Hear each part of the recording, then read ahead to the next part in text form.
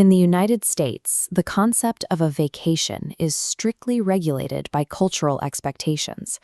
Most workers are conditioned to accept a 2-week allotment, which is then carefully rationed into long weekends and 3-day escapes to avoid the perception of being away for too long. Even during these brief windows of rest, the connection to the office rarely breaks.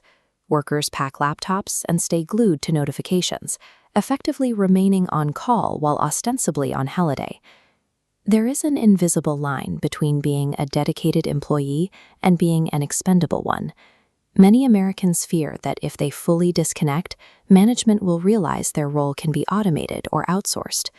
This structure functions to extract constant availability, providing the appearance of a break without ever actually releasing the employee from their professional obligations.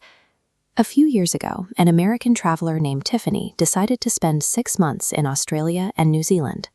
She viewed the trip as a YOLO phase, a rare, desperate attempt to see the world before the responsibilities of life made it impossible.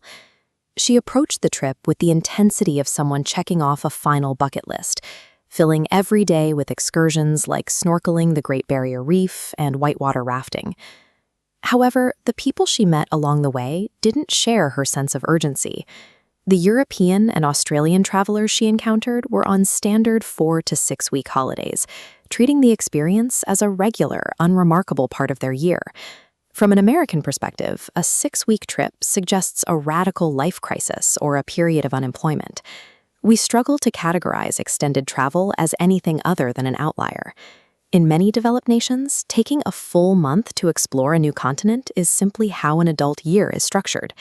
This chart displays the federally mandated minimum for paid vacation days. The United States is the only advanced economy in the world that sits at exactly 0. Every day of rest an American gets is a matter of employers' discretion, not a legal right. In contrast, countries like France, Germany, and Australia legally guarantee their workers 20 to 30 days of paid leave every year.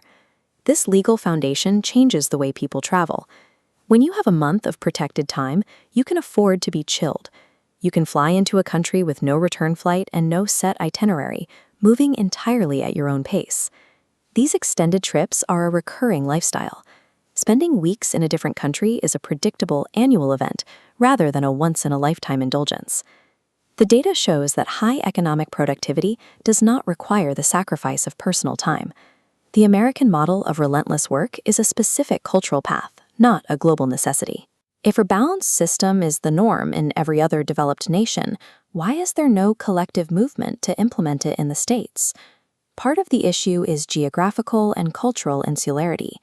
Because the U.S. is so large and isolated, many workers never see how other labor markets operate, leaving them with no frame of reference for what is possible. Corporations benefit greatly from a workforce that is unaware of international standards. When workers believe the current system is the only way to maintain a functioning economy, they are less likely to demand change.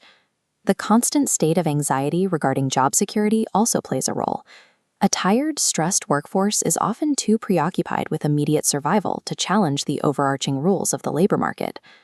Without federal protections, the risk of taking time off falls entirely on the individual. In this environment, overwork is often the only rational strategy for maintaining job security. For Tiffany, direct exposure to the Australian way of life shattered her assumptions about work. Seeing people prioritize their lives over their jobs showed her that her previous worldview was a choice, not a law of nature. She decided to pivot her career to prioritize experience. She began looking for paths that allowed for extended travel, refusing to accept the standard American model of 2-week increments.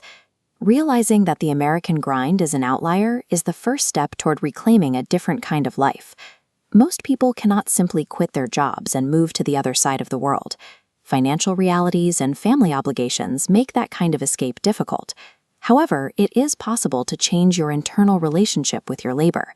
You can begin by separating your self-worth from your productivity and rejecting the fear that staying offline for a weekend is a professional failure.